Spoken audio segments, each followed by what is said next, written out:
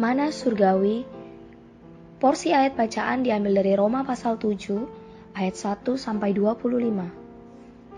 Apakah kamu tidak tahu, saudara-saudara, sebab aku berbicara kepada mereka yang mengetahui hukum, bahwa hukum berkuasa atas seseorang selama orang itu hidup? Sebab seorang istri terikat oleh hukum kepada suaminya selama suaminya itu hidup. Akan tetapi apabila suaminya itu mati, bebaslah ia dari hukum yang mengikatnya kepada suaminya itu. Jadi selama suaminya hidup, ia dianggap berzina kalau ia menjadi istri laki-laki lain. Tetapi jika suaminya telah mati, ia bebas dari hukum, sehingga ia bukanlah berzina kalau ia menjadi istri laki-laki lain. Sebab itu, saudara-saudaraku, kamu juga telah mati bagi hukum Taurat oleh tubuh Kristus, supaya kamu menjadi milik orang lain, yaitu milik Dia yang telah dibangkitkan dari antara orang mati, agar kita berbuah bagi Allah. Sebab waktu kita masih hidup di dalam daging, hawa nafsu dosa yang dirangsang oleh hukum Taurat bekerja dalam anggota-anggota tubuh kita, agar kita berbuah bagi maut. Tetapi sekarang kita telah dibebaskan dari hukum Taurat, sebab kita telah mati bagi Dia yang mengurung kita, sehingga kita sekarang melayani dalam keadaan baru menurut roh, dan bukan dalam keadaan lama menurut huruf hukum Taurat. Jika demikian, apakah yang hendak kita katakan? Apakah hukum Taurat itu dosa? Sekali-kali tidak. Sebaliknya, justru oleh hukum Taurat aku telah mengenal dosa. Karena aku juga tidak tahu apa itu keinginan, kalau hukum Taurat tidak mengatakan jangan mengingini. Tetapi dalam perintah itu dosa mendapat kesempatan untuk membangkitkan di dalam diriku rupa-rupa keinginan, sebab tanpa hukum Taurat dosa mati. Dahulu aku hidup tanpa hukum Taurat, akan tetapi sesudah datang perintah itu dosa mulai hidup. Sebaliknya aku mati. Dan perintah yang seharusnya membawa kepada hidup, ternyata bagiku justru membawa kepada kematian. Sebab dalam perintah itu dosa mendapat kesempatan untuk menipu aku, dan oleh perintah itu ia membunuh aku. Jadi hukum Taurat adalah kudus, dan perintah itu juga adalah kudus, benar dan baik. Jika demikian, adakah yang baik itu menjadi kematian bagiku? Sekali-kali tidak. Tetapi supaya nyata bahwa ia adalah dosa, maka dosa mempergunakan yang baik untuk mendatangkan kematian bagiku, supaya oleh perintah itu dosa lebih nyata lagi keadaannya sebagai dosa. Sebab kita tahu bahwa hukum Taurat adalah rohani, tetapi aku bersifat daging, terjual di bawah kuasa dosa. Sebab apa yang aku perbuat aku tidak tahu, karena bukan apa yang aku kehendaki yang aku perbuat, tetapi apa yang aku benci, itulah yang aku perbuat. Jadi jika aku berbuat apa yang tidak aku kehendaki, aku menyetujui bahwa hukum Taurat itu baik.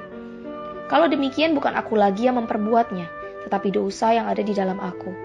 Sebab aku tahu bahwa di dalam aku, yaitu di dalam aku sebagai manusia, tidak ada sesuatu yang baik. Sebab kehendak memang ada di dalam aku, tetapi bukan hal berbuat apa yang baik.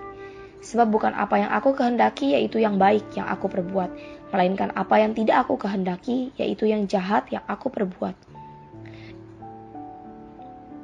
Jadi jika aku berbuat apa yang tidak aku kehendaki, maka bukan lagi aku yang memperbuatnya, tetapi dosa yang diam di dalam aku. Demikianlah aku dapati hukum ini, jika aku menghendaki berbuat apa yang baik, yang jahat itu ada padaku. Sebab di dalam batinku aku suka akan hukum Allah, tetapi di dalam anggota-anggota tubuhku aku melihat hukum lain yang berjuang melawan hukum akal budiku, dan membuat aku menjadi tawanan hukum dosa yang ada di dalam anggota-anggota tubuhku. Aku, manusia celaka, siapakah yang akan melepaskan aku dari tubuh maut ini? Syukur kepada Allah, oleh Yesus Kristus Tuhan kita. Jadi dengan akal budiku, aku melayani hukum Allah, tetapi dengan tubuh insaniku, aku melayani hukum dosa. Saudara-saudari, pagi ini kita membaca Roma pasal 7 ayat 1-26 yang menyajikan tentang belenggu dosa yang berhuni dalam daging yang terdiri dari 2 perikop. 2 suami ayat 1-6 dan 3 hukum ayat 7-26. Meskipun kita telah disatukan dengan Kristus melalui pembaptisan dan telah tumbuh bersamanya dalam rupa kematiannya dan sedang bertumbuh dalam rupa kebangkitannya, namun hukum Taurat dan daging tetap ada.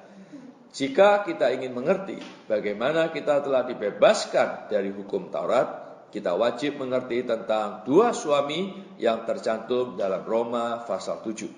Siapakah dua suami dalam Roma pasal 7? Kita harus meneroponginya melalui pandangan seluruh Alkitab.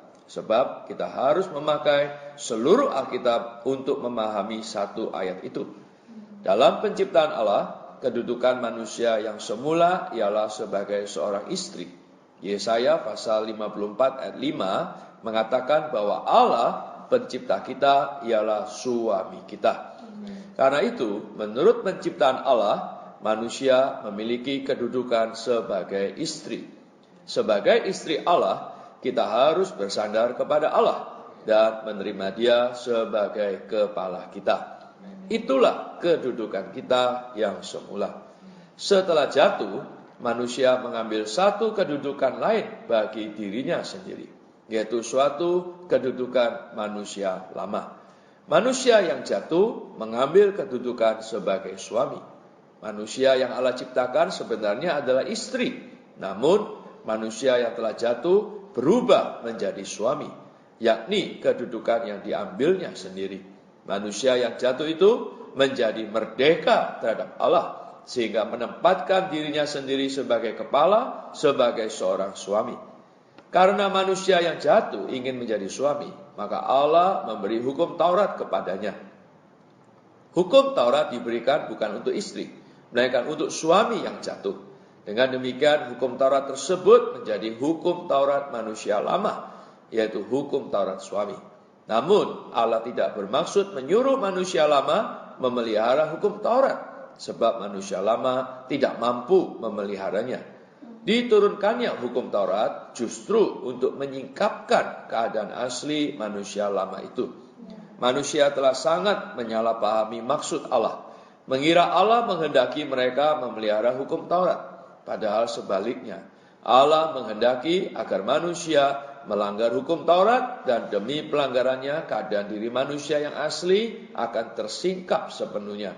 Hukum Taurat membuat orang mengenal dosa.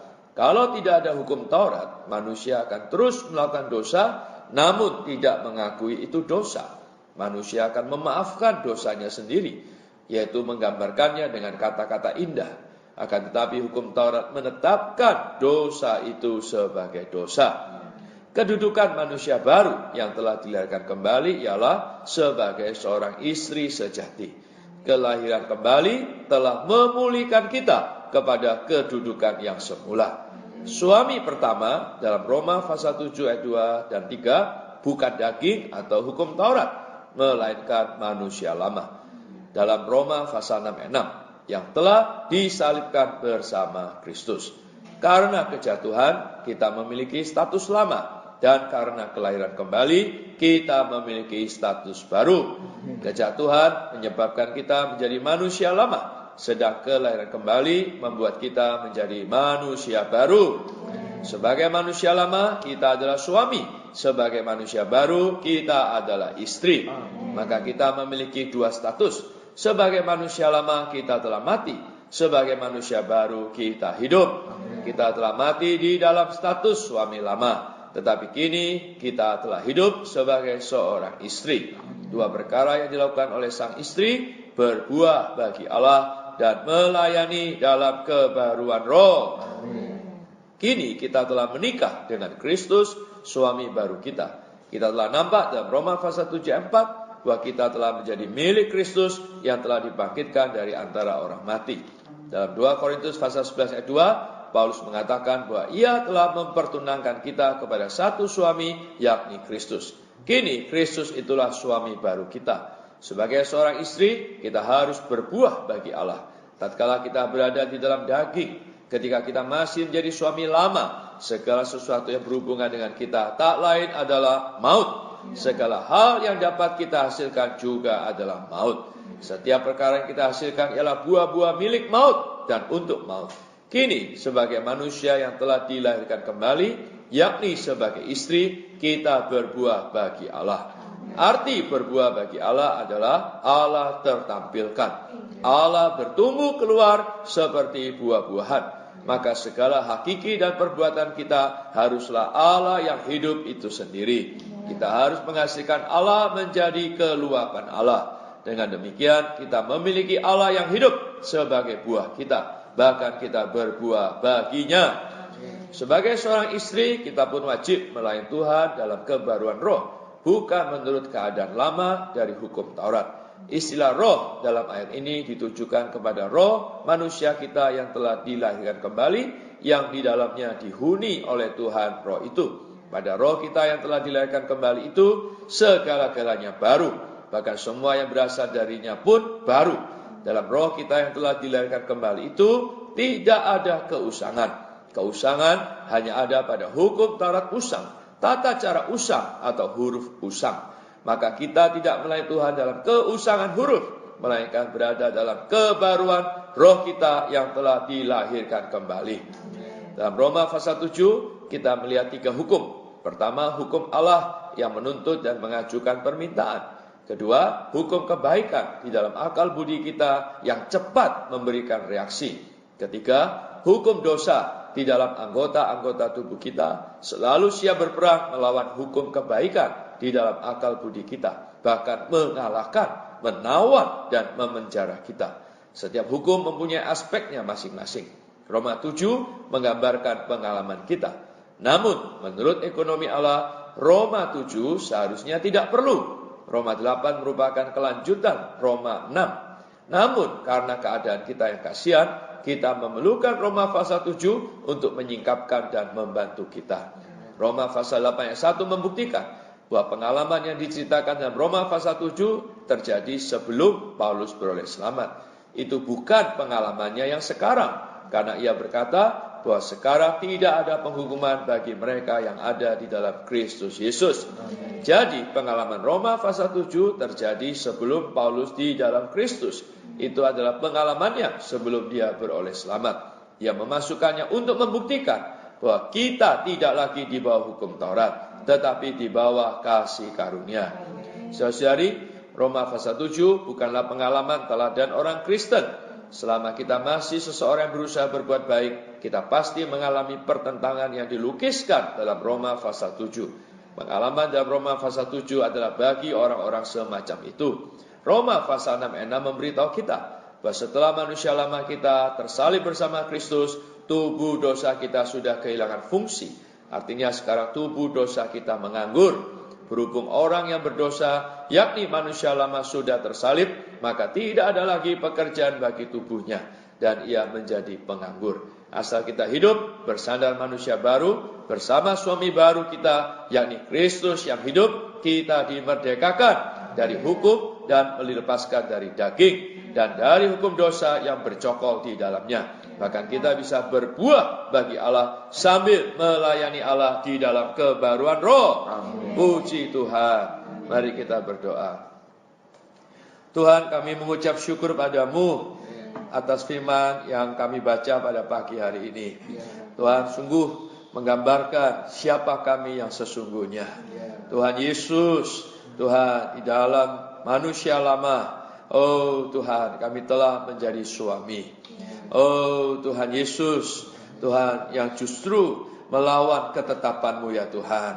Tapi kami mengucap syukur bahwa oleh rahmat-Mu kami boleh beroleh selamat. Tuhan, sehingga melalui kami dilahirkan kembali, kami dipulihkan kepada status kami yang sesungguhnya, yaitu sebagai istri. Oh Tuhan, Kaulah suami kami yang sejati. Kaulah sang kepala kami ya Tuhan. Kami hanyalah istri yang belajar bersandar kepadamu. Oh Tuhan Yesus, Tuhan belas kasih kami Tuhan. Tuhan, kami nampak bahwa di dalam diri kami sungguh rumit, oh Tuhan, dan ruwet karena adanya peperangan 3 hukum ini. Oh Tuhan, kami memiliki hukum akal budi, Tuhan, yang ingin mencapai apa yang diminta sesuai dengan hukum Allah. Tetapi hukum dosa menawan kami. Oh Tuhan Yesus, bahkan mengalahkan dan memenjarakan kami. Tuhan Yesus, tapi puji Tuhan, di dalam roh kami ada hukum rohaya. Tuhan, kami sebagai istri, Tuhan, kami belajar, Oh Tuhan, bersandar kepadamu. Oh, menikmati kekuatan dari suami yang sejati. Oh Tuhan, tinggal di dalam roh. Oh Tuhan, mati terhadap dosa dan hidup terhadap-Mu. Tuhan, sehingga kami bersandar suami yang baru ini, yaitu Engkau yang hidup. Kami boleh dimerdekakan, oh, dari hukum dosa. Oh Tuhan Yesus, Tuhan, bahkan kami bisa berbuah bagi Dikau. Engkau ternyatakan, terekspresikan dalam kehidupan kami sehari-hari. Oh, bahkan kami melayani-Mu di dalam kebaruan roh. Tuhan Yesus, inilah latihan kami yang sesungguhnya. Tuhan, belas kasih kami, beri anugerah-Mu yang cukup, sehingga kami boleh berlatih seterusnya. Oh Tuhan, sampai kami berjumpa dengan Engkau. Terima kasih ya Tuhan, dalam nama Tuhan kami berdoa. Hukum Allah di luar insan, kudus baik, tapi nuntut membuktikan pada insan tuntutan yang sulit sungguh. Di pikiran ada hukum, tekad ingin berbuat baik, di tubuh ada hukum lain berlawanan dengan yang tadi. Hukum pikiran itu baik sejak saat diciptakan, dari hayat yang tercipta